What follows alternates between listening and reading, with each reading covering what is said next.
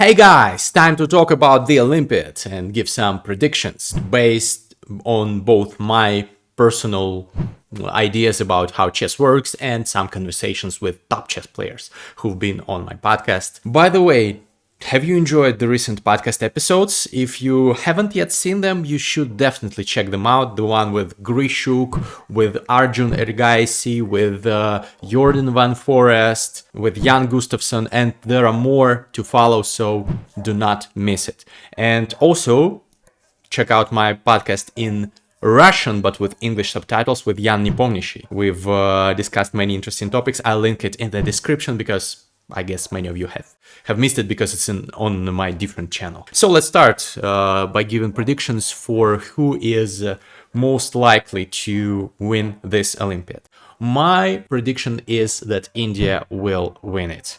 And it is based on the fact that, first of all, India is number 2 seeded team.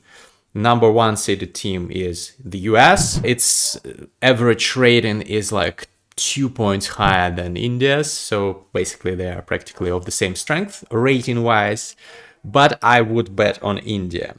Look at their lineup. It's changing every day, so they might change it again, but currently it's Vidit on board 1, Prag on board 2, Gukesh on board 3, and Arjun Ergaisi on board 4, and Hare Krishna on board 5, reserve board. So all top 4 boards are either players who have competed in the candidates. They have 3 players from the candidates this year. This is like an absolute record. And also number 4 is Arjun, who is arguably maybe even stronger than, or at least on par of all of the other guys, because he is rated 2778, higher than Gukesh, higher than Prag, higher than Vidit. And apparently they decided to put him on board 4 to demolish the opposition, because this is the strategy that sometimes used. When I was at school, I was the best player at school, but sometimes they put me on board 2 to demolish the opposition, to score like 9 out of 9. And board 1 maybe is a little bit weaker, but still a decent player. So this is what they do. And Arjun has shown that he is able to crush, to destroy lower rated opponents. That's what he's been doing, using some unorthodox approaches. He's played the Scandinavian, for example, in classical, which is with black, which is unprecedented at this level. He's played like all openings imaginable, and he can play creatively, actively, aggressively, and win with either color against like 2600s, which he will mostly be playing against on board 4. 2600s or even 2500 rated players will compete against him. So my prediction is that he's definitely taken the individual gold medal on board 4. His only competitor, I think, is Levon Aronian, who is also an extremely strong player. Also, he's been the guest of my podcast, by the way, several months ago. Check it out. I'll link it as well. Levon is great, a great personality. I love him. But I think he even though his rating peak, his personal best used to be over 2830, which is like 3rd or 4th highest of all time, 4th, I think. After Magnus, Garry Kasparov, Fabiano, number 4 is Levon. But now he's not in his best shape, in his best form. Maybe works some magic, but I still think that Arjun is stronger currently. No offense to Levon. So I think Levon stands a good chance of taking the individual silver on board 4. But Arjun will demolish everyone, I think, unless something strange happens and he's in bad shape. So, but he's been playing impeccably. This year, he has gained like 50 rating points. You can check out the podcast with him and you will see his account of his chess journey. This is fascinating. So, with such a strong board 4 and such a strong board 3, I mean, come on, guys, Gukesh. Gukesh is the World Chess Championship contender who has demolished the opposition in the candidates. And he's board 3, apparently for the same reason that they want to score most points on boards 3 and 4. On board 2, there is Prag, who is extremely strong in the world elite, 2750 plus rated player. And of course, he is one of the strongest on board 2, but he will have, of course, some formidable opponents, but I don't think that he's an underdog against any of them. So on board 2, they are very strong. And on board 1, Vidit, I've seen the list where Vidit is board 1. Maybe they change it, but this makes sense. Vidit is a very solid player. He's a little bit lower rated than the other guys I mentioned, but he's still 27 plus. He's a top player. He has shown great results over the last couple of years. And I'm sure that they chose him for board 1 because it will be enough for him to make draws against strong opponents. Let's imagine India plays Norway. Board 1 is Carlsen against Vidit. Vidit, in most cases, if he plays for a draw, he will make a draw, I think. And then boards 2, 3, and 4, Indians just outclass Norwegians. They can easily win like 3-1 this match, or like maybe there will be some draws, but at least +2 is a realistic result in this match. So this is why I think the Indians employ this strategy, and I think that their age is also an important factor. The Olympiad is a long tournament. The resilience, resourcefulness is important. So I think they are the favorites. The US team is also among the favorites, but I think that they will score maybe silver or bronze. But I think they like something that the Indians have: the thirst, the young age, the energy. I think they like it. I still want them to do well. They are great players. And honorable mention is, of course, Levon Aronian on the 4th board, but of course, Fabi on the 1st board is one of the best players, like probably second to Magnus, and also a favorite to win at least some kind of individual medal on board 1. Also on board 2, they have Wesley, who is very solid and very strong. On board 3, Dominguez, who is also like top 10, top 15 in the world. So very, very strong. So great team. Board 5, they have Robson, who's 2700. It's nice when your weakest player in the team is 2700 rated. This shows that the US team is not to be joked with. So yeah, they are also among the favorites. And the Chinese team, Wei Yi, Din Lezhen, Yuan Gi, and Bu Xianzhi. The only one who is not rated 2700 is Bu Xianzhi, and I think he was 2700 or close to that, so he's currently close to that. Yuan Gi is 2700 plus rated player, number 29, I think, in the world. Dean, of course, is not in his top shape, but he can make draws at least among versus top players. He has shown that, and he is gaining some form. And Wei is a monster. I think that he is the favorite to win some individual medal. I don't know which board he's playing at. Maybe the first, maybe the second. Depends how the Chinese team decide. But anyways, he's the favorite to win the individual medal because he has shown impeccable results this year. He has won many tournaments. I hope that my dog's barking do not disturb you. Sorry about that. So, yeah, Wei is a beast. Actually, do you know what? We have agreed to do a podcast with him. So if you are excited about that, drop a comment. We will do it after the Olympics. So those 3 teams are the strongest. But also we should mention Uzbekistan are the reigning champions of the Olympiad. In 2022 in Chennai, India, they won. And they have a young team led by the Nodirbeks. Nodirbek is, I guess, a popular name in Uzbekistan. So Nodirbek Abdusatorov and Nodirbek Yakuboyev are in the team.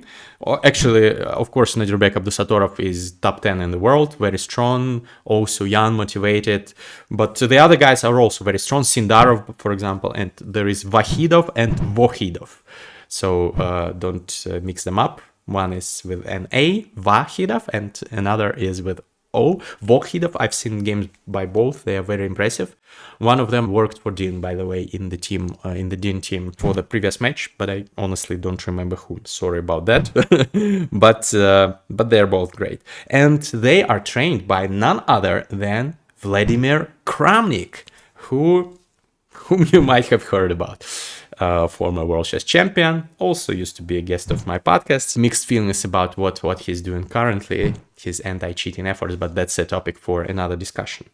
So Uzbekistan is probably, I would not say that they are a dark horse because they are the reigning champions, but they're not, in my opinion, the favorites to win. I'll be surprised if they win. I think they can finish like in top 5, top 3, but I still think Indians are heavy favorites, followed by the US and China, and Uzbekistan comes next. And then there are many other teams. Russia is not playing this year, obviously, because of the war and sanctions. By the way, what do you think about that? Do you believe that the chess players should be banned from participation in such an event if the country is leading the war, even though the president of the country is an usurper, a dictator, and I know personally those chess players, none of them approve of the war. Should they be banned? There are arguments for and against. I'm interested in finding out your point of view, so write it in the comments. Russians also only train other teams, so Grishuk, also guest of my podcast, is training Iran, and the Iranian team, I think, are dark horses. They are very underrated, I think, because they have Maksudlu and Tabatabai. Both are 2700 plus rated players, very strong. Two top boards are very strong. And then they have Bardia Danishvar. I know him personally. He's a young, talented Iranian junior. He's, I think, 17.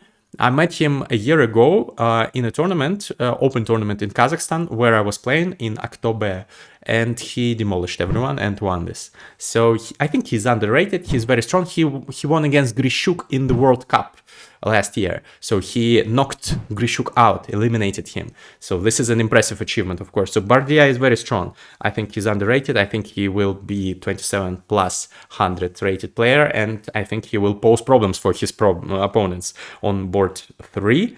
I think he's on board 3. So Iran, I will put them like in top 10. Maybe they can work some miracles, I don't know. France doesn't have Alireza Firouzja, but they have MVL, but unfortunately it's not enough. I don't think that they are the favorites. England are quite strong. They have Nikita Vityugov, who used to play for Russia and who used to be 2700 plus. He's strong, and also they have David Howell. You might know him as a chess commentator, but he's also very strong as a chess player. They have Michael Adams, who used to be one of the best players in the world. He's semi-retired but very strong. And Gawain Jones, a great player. I love his games in the King's Indian. So the English team, I love them, and I think they stand a chance to fight for some medals. Although it's not easy, of course, with such a strong competition. Then there comes Hungary, who are the host of the event, and they have Peter Leko, the legend, the guy who played Kramnik in Brissago in 2004, I think, for the World Chess Championship match. He's also a great chess commentator, a great coach, and this time he's playing for his team. This is remarkable. I will be following his games because he hasn't played in a while. And then they have also Richard Rapport, who has played in the candidates in 2022, and he's very strong, creative. I love his style, so hopefully they can show some great fighting chess. The Hungarian team, maybe their home country, like the fact that the event is held there in Budapest, maybe it helps. Also, they have Sanan Sugirov, who emigrated from Russia after the war started, one of those grandmasters who changed federations, and he used to be 2700, also very strong, so they definitely can fight for the medals. We will see, but I think they will be in top 10 at least. Norwegians with Magnus, well, I don't think that they will achieve anything, because Magnus will probably score individual gold on board 1. I think it's very likely. He is the greatest of all time, period. I don't think that anyone disagrees with it now that he has shown so many results. Maybe somebody will say Kasparov is greater, but in a couple of years, nobody will say that if Magnus continues all this. He will score probably individual gold, but this is not enough. His teammates are not as strong as members of other teams, top teams. The Netherlands with Jordan van Forest and Anish Giri. Jordan also was on my podcast, check it out. So they are great. Giri is not in his best shape currently. He had a bad tournament, a really bad tournament. And he had a series of not very impressive tournaments actually this year.